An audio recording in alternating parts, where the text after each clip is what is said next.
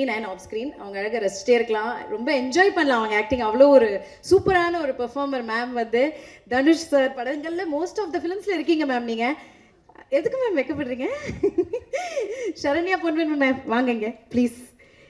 இன்றைக்குமே ஃப்ரெஷ்ஷாக அழகாக வருவாங்க. எல்லார் ஃபேமிலிலையும் ஒரு அத்தை ஒரு சித்தி யாராவது இருப்பாங்க, என்னங்க சரண்யா பொண்ணு மாதிரியே இருக்கீங்க அப்படின்னு. ஸோ மேம் அந்த அளவுக்கு ஒரு இம்பாக்டை கொடுத்தவங்க. ஒரு இரு வார்த்தைகள் மேம்.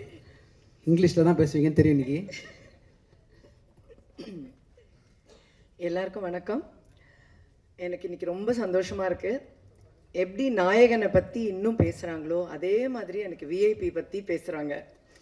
அது எனக்கு ரொம்ப ரொம்ப சந்தோஷம் சொல்லிக்கிறதுல.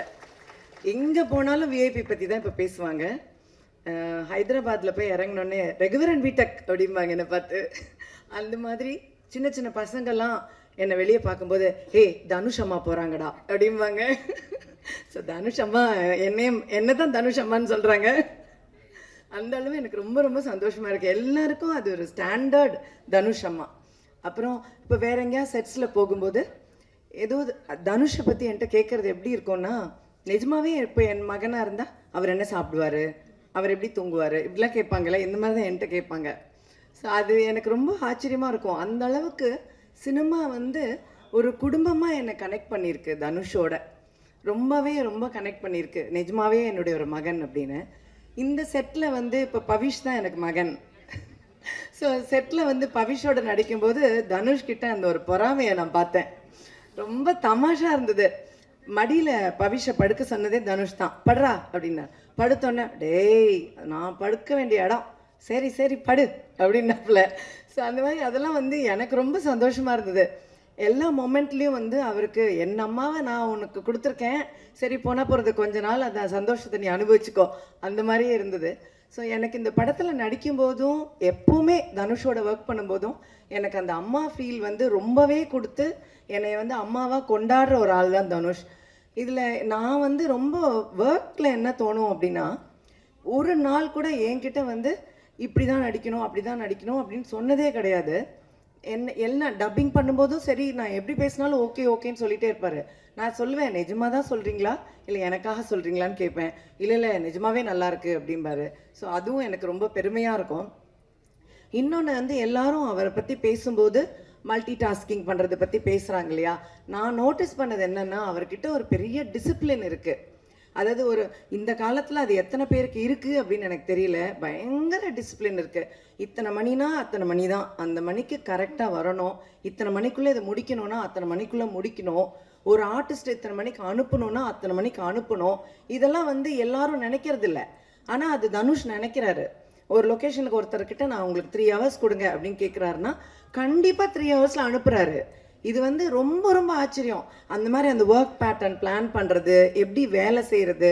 ஒரு டப்பிங்க்கெல்லாம் வந்து தனுஷ் வரணும்னு அவசியமே இல்லை. ஆக்சுவலி நிறைய டைரக்டர்ஸ் வர்றதே இல்லை டப்பிங்க்கு. ஆனால் இது வரைக்கும் அந்த டப்பிங்க்கு கூட வருவார். சின்ன ஆர்டிஸ்ட் பேசுகிறத கூட அவர் நின்று பார்த்து எப்படி பேசுறதுன்னு கரெக்ட் பண்ணுவார். அதுதான் அந்த டெடிகேஷன். ஸோ அந்த மாதிரி ரொம்ப டெடிக்கேட்டடாக ரொம்ப ஹார்ட் ஒர்க் பண்ணுறதுனால தான் ஜெயிக்கிறாரே தவிர, நிறைய பேருக்கு அவர் ஜெயிக்கிறத நினைக்கும் போது அவருக்கு என்னன்ற ஒரு என்கிட்டே கேட்டிருக்காங்க, அவருக்கு என்ன மேம், ஆனால் அவருக்கு ரொம்ப கஷ்டப்படுறார். அதுதான் உண்மை. ரொம்ப கஷ்டப்படுறனால தான் இப்படி ஜெயிக்கிறாரு அப்படிங்கிறத நான் கண் கூட பார்த்துருக்கேன். ரொம்ப கடினமான உழைப்பு, ரொம்ப சின்சியர், ரொம்ப ஹார்ட் ஒர்க். ஸோ அதனால் எனக்கு என்னை பொறுத்த மட்டும் அவருக்கு நிறைய நல்ல ஆயுசு, ஆரோக்கியம், நிறைய மன நிம்மதி, சந்தோஷம் இது ஆண்டவன் கொடுக்கணும் அப்படிங்கிறது மட்டும்தான் என்னுடைய பிரார்த்தனை. மற்றதெல்லாம் அவர் வேலை செய்கிறதுல அவருக்கு தானாக கிடச்சிரும். இந்த படத்தில் வந்து நான் பவிஷை பற்றி முதல்ல சொல்லணும்.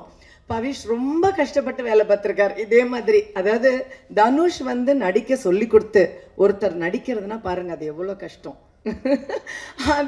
அது பவிஷ் பண்ணியிருக்காப்புல இதில்.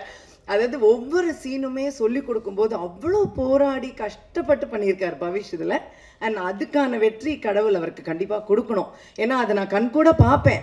பார்க்கும்போது அங்கே நான் சொல்லுவேன், நிறைய தடவை எங்களுக்குள்ள சண்டையெல்லாம் வரும். அப்போ தனுஷ் திட்டுவார் பவிஷை.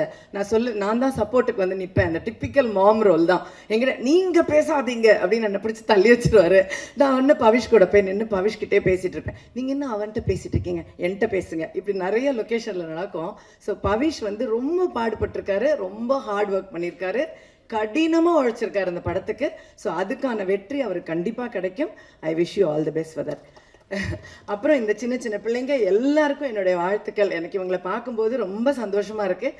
ஒவ்வொருத்தருக்கும் கடவுள் நல்ல ஒரு என்ட்ரி கொடுத்துருக்காரு. உண்மையிலே இந்த மாதிரி ஒரு சூர்யா சொன்னது தான் உண்மை. இந்த மாதிரி கேபி சார் படத்துலலாம் ஒரு நிறைய அப்போல்லாம் ஜெயசுதா, ஜெயபிரதா, ஸ்ரீபிரியா எல்லாருமே ஃபர்ஸ்ட் படமாக வருவாங்க. அந்த மாதிரி இவங்க எல்லாம் உட்காந்துருக்காங்க. எனக்கு அதுதான் ஞாபகம் வருது. ஸோ அந்த மாதிரி இவங்க எல்லாரும் பெரிய ஸ்டார்ஸாக வரணும்னு நான் ஆண்டவனை வேண்டிக்கிறேன். கண்டிப்பாக உங்களுக்கு பெரிய வெற்றி கிடைக்கும். என்னுடைய வாழ்த்துக்கள். அது இல்லாமல் இந்த டீம் ஸ்ரேயஸும் சொல்லணும், இந்த டீமும் சொல்லணும். எல்லாரும் ரொம்ப ஹார்ட் ஒர்க் பண்ணியிருக்காங்க. அதாவது நல்ல வேலை வாங்குற ஒருத்தர்கிட்ட இருக்காங்க எல்லாரும். அதனால் தனுஷ்கிட்ட வேலை செஞ்சால் கண்டிப்பாக வேலை செஞ்சு தான் ஆகணும். ஸோ இந்த டீமும் கடுமையாக உழைச்சிருக்காங்க. ஸோ இந்த டீமுக்கும் என்னுடைய வாழ்த்துக்கள். ஸோ மியூசிக், இந்த குரூப்பு எல்லாருக்கும் என்னுடைய வாழ்த்துக்கள், என்னுடைய blessings. And I really wish that this becomes a great hit. So my great wishes to all of you. Thank you so much.